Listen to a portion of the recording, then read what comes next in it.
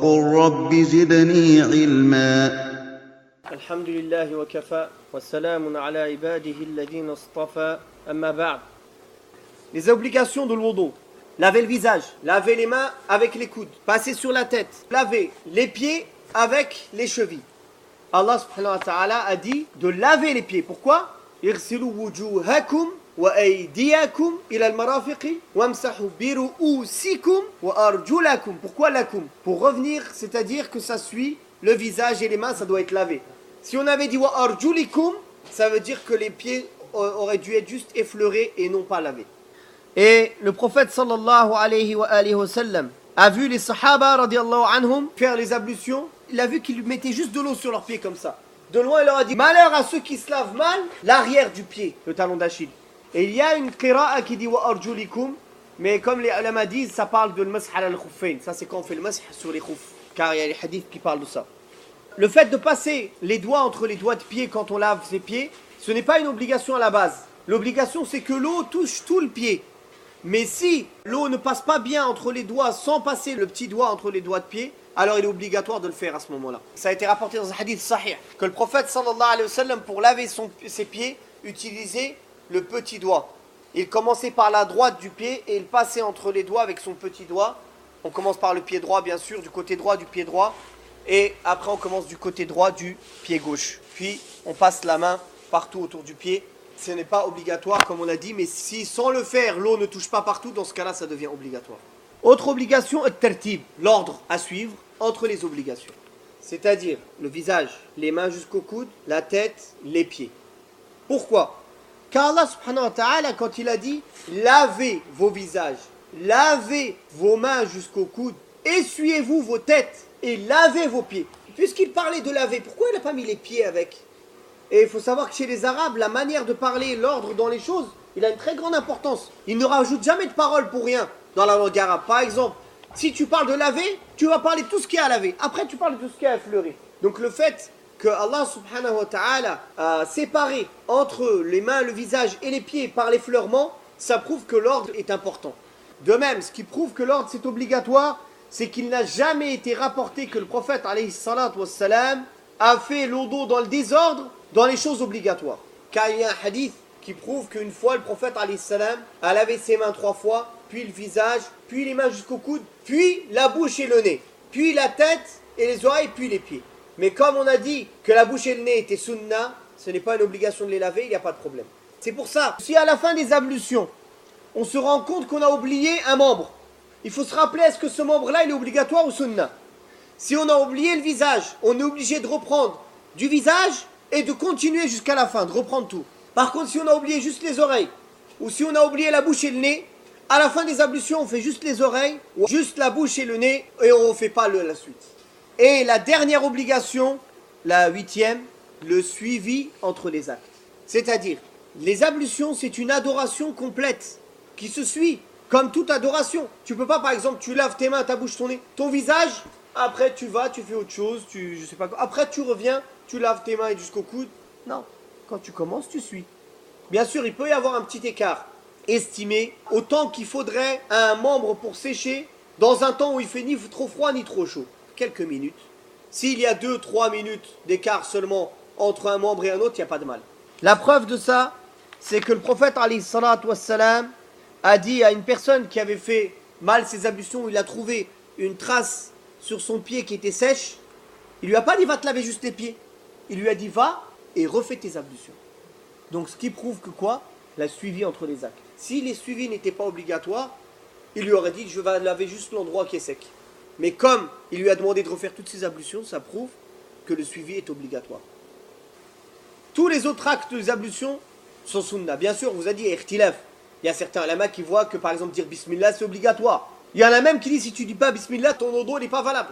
Mais on a dit que sahih, c'est que le fait de dire bismillah, c'est sunnah. De même, certains voient que laver la bouche et le nez, c'est obligatoire. Certains d'autres voient que frotter les oreilles, c'est obligatoire. Donc, sunan dans l'odo, siwak, on en a déjà parlé du siwak longuement. Comme il a dit le prophète alayhi salatu wassalam, si je n'avais pas peur de surcharger ma communauté, je leur aurais ordonné de faire le siwak pour chaque ablution. Donc on a dit que la sunna c'est de faire le siwak avant les ablutions. Aussi, at-tasmiya, le fait de dire bismillah. Il y a un hadith que certains ulama ont rendu sahih et d'autres ont dit qu'il n'était pas sahih. C'est sur ça qu'il s'est basé Cheikh Al-Albani pour dire quelqu'un qui ne dit pas bismillah, son odo il n'est pas valable. Mais il y a divergence sur ce hadith. Deuxièmement, tous les hadiths qui parlent de la manière où le prophète sallallahu alayhi wa sallam fait les ablutions rapportées par tous les grands sahaba, personne n'évoque le fait de dire bismillah. Donc ça prouve bien que ce n'est pas une obligation, c'est une sunna. Le fait de laver les mains 3 fois au début des ablutions, c'est une sunna. Dans tous les hadiths de l'odo, ça a été rapporté. Aussi, de laver la bouche et le nez. C'est une sunna. On a dit, ça consiste en quoi laver la bouche?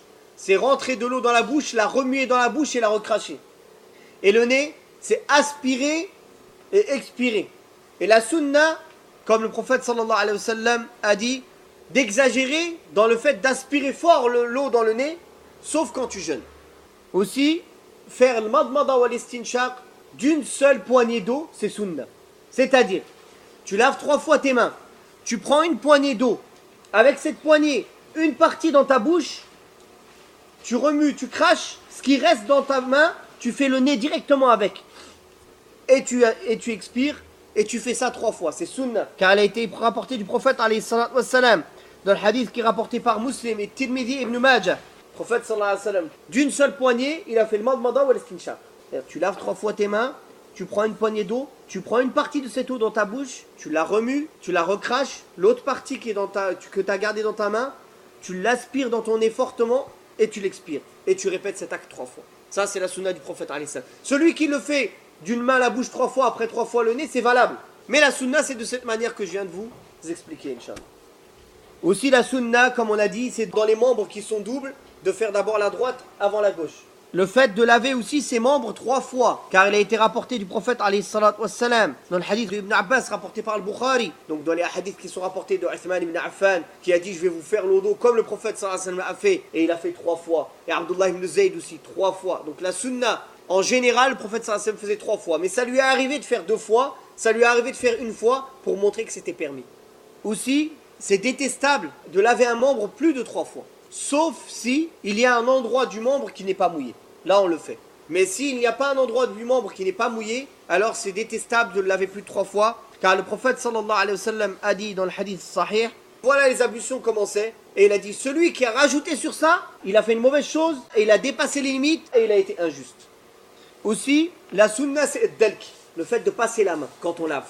Comme on a dit auparavant, l'obligation c'est que l'eau touche tout le membre qui doit être lavé. Ce n'est pas obligatoire de passer la main, sauf chez l'imam Malik, mais sahih, c'est que ça reste obligatoire que si l'eau ne touche pas tous les membres sans passer la main. Si l'eau touche tous les membres sans passer la main, ça reste recommandé de le faire et non pas obligatoire de passer la main sur les membres qu'on lave. Le fait aussi de décoiffer la barbe quand elle est épaisse, c'est recommandé, car le prophète sallallahu alayhi wa sallam l'a demandé et le faisait. Et même il a été dit qu'il prenait de l'eau, il le mettait sous son palais et qu'il passait ses doigts dans sa barbe. Par contre, ceux, comme on a dit, qui ont une barbe légère, où on voit la peau à travers, ça reste obligatoire de la frotter pour que l'eau touche la peau. Aussi, comme on a dit tout à l'heure, il a été rapporté dans le hadith sahih où le prophète asbar al-wudu, donc il lui a dit fais les ablutions comme il faut et passe les doigts entre les phalanges. Une remarque, beaucoup de gens croient que quand il s'est lavé les mains 3 fois au début, puis après la bouche, le nez, puis le visage, quand il se lave les avant-bras, il ne relave pas sa main. Il ne relave que l'avant-bras sans laver la main. Cette personne-là, son odo n'est pas valable. L'ordre des choses entre les obligations, c'est obligatoire. Donc les mains jusqu'au coude, ça vient après le visage. Donc quand tu arrives après le visage à faire les mains jusqu'au coude, tu dois laver du bout des doigts jusqu'au coude. Aussi, c'est une bonne chose de dépasser un petit peu les endroits obligatoires. Aussi, le fait d'économiser l'eau. Le prophète, alayhi salatu wassalam, comme il est rapporté dans le hadith de Bukhari et Muslim, il faisait le wudu avec 1 moud, 1 demi-litre d'eau. Et il faisait le ghusl avec 2 litres ou 2 litres et demi. C'est la suivi du prophète sallallahu alayhi wa sallam de le faire dans un récipient. Même si on utilise peu d'eau au robinet, il y a des gens par exemple, il allume, il éteint. Il allume, il éteint. C'est mieux de le faire dans un récipient car tu auras suivi la manière de faire du prophète sallallahu alayhi wa sallam. Aussi, c'est recommandé de garder ses ablutions le plus souvent possible. Car le prophète alayhi wa sallam a dit, le jour du jugement dernier, sa communauté va être appelée, illuminée, et il va voir les traces sur les membres où ils ont fait les ablutions. Donc celui qui peut constamment renouveler cette trace, qu'il le fasse. Il y a divergence entre les savants, qu'est-ce que ça veut dire? Est-ce que ça veut dire de dépasser les endroits obligatoires ou est-ce que ça veut dire de garder les ablutions tout le temps? Wa sahih, Inch'Allah, c'est que le fait de garder les ablutions tout le temps. Pourquoi? Parce que le prophète, alayhi salatu wassalam, dans l'odo, ça a été rapporté, il dépassait à peine un peu. Ce serait le premier à pratiquer ce qu'il dit, le prophète, alayhi salatu wassalam. Donc ça fait comprendre, avec sa pratique, que ce hadith, il ne veut pas dire ça. Et comme ça a été rapporté d'Abu Huraira, c'est pour ça d'ailleurs que lui, il l'a rajouté. Il se lavait jusqu'au haut du bras. Et il se lavait là. En fait, après, pour être illuminé partout, tu fais le roussel à chaque fois. Donc après, ça fait quoi? De l'exagération dans la religion. Aussi, c'est une sunna du prophète sallallahu alayhi wa sallam de faire la dua après les ablutions. Il n'y a rien qui est rapporté de lever le doigt, etc. Ça ne veut rien dire. Il n'y a pas de dua pendant les ablutions. Par exemple, il y en a pendant les ablutions, ils font des duas. Tout ça, il n'y a rien qui est rapporté. Ou il y a des gens, quand ils passent sur la tête, la ilaha illallah. Tout ça, ça n'existe pas. Il n'y a pas de hadith qui parle de ça, sahih, thabit an nabi sallallahu alayhi wa sallam. Peut-être certains fuqaha, certains ulama, ils ont fait ces dua-là, ou comme ça, ou je ne sais pas, puis eux, ils les ont suivis, mais il n'y a pas de hadith qui parle de ça. Par contre, la dua qui est rapportée, c'est la dua à la fin des ablutions. أشهد أن لا إله إلا الله وحده لا شريك له وأشهد أن محمدا عبده ورسوله اللهم اجعلني من التوابين واجعلني من المتطهرين. Il y a une autre dua aussi qui est rapportée, c'est celle-là. سبحانك اللهم وبحمدك أشهد أن لا إله إلا أنت أستغفرك وأتوب إليك. Aussi, le fait de faire 2 rak'at après les ablutions, à n'importe quelle heure du jour ou de la nuit, c'est recommandé. Le prophète sallallahu alayhi wa sallam dit, celui qui fait les ablutions comme je les ai faites, puis il se lève et il fait 2 rak'at dans lequel il est concentré, il ne commence pas à penser à d'autres choses, il n'écoute pas ce que son nefs lui dit, Allah lui pardonne ses péchés précédents. Muttafaqun alayh. Et sur ce hadith, vous savez que les savants ont divergé. Est-ce qu'il lui pardonne tous ses péchés, même les grands, ou juste les petits? Certains sont même allés jusqu'à dire que même les grands péchés sont pardonnés s'il les fait comme il faut. Sachant que, en général, les grands péchés, ça demande une tawbah, un repentir spécifique pour ces péchés-là. Comme vous savez l'histoire de Bilal, radiallahu anhu, où le prophète sallallahu alayhi wa sallam dit, ah Bilal, j'ai entendu les bruits de tes sandales devant moi au paradis. Quelle est l'action que tu fais avec laquelle tu espères le plus de récompense auprès d'Allah subhanahu wa ta'ala? Il a dit, ya Rasulallah, il n'y a pas un moment dans le jour ou de la nuit où je ne fais mes ablutions sans prier derrière mes ablutions ce qu'Allah m'a écrit de prière. Une chose qu'on peut dire, il est permis de sécher ses membres après les ablutions. Il n'y a rien qui l'interdit. Une fois le prophète sallallahu alayhi wa sallam, sa femme lui a tendu une serviette, il l'a refusée. Mais ça ne veut pas dire que c'est interdit. Il l'a refusé pourquoi? Peut-être parce qu'elle était impure, peut-être parce que ce jour-là il ne voulait pas se sécher. Mais il y a d'autres hadiths qui prouvent quand il sortait du ghusl, il se séchait avec ses mains, il faisait couler l'eau. Ou dans un autre hadith, il est rapporté qu'il s'est essuyé sur un morceau de laine. Et même le premier hadith, en vérité, ça pourrait prouver qu'il s'essuyait habituellement, car elle lui a tendu dans le sens il a l'habitude de s'essuyer. Mais cette fois-ci, il l'a refusé. Donc il n'y a aucun mal d'essuyer ses membres, que ce soit l'été ou l'hiver, d'essuyer ses membres après les ablutions. Dernière chose, les femmes qui mettent du vernis.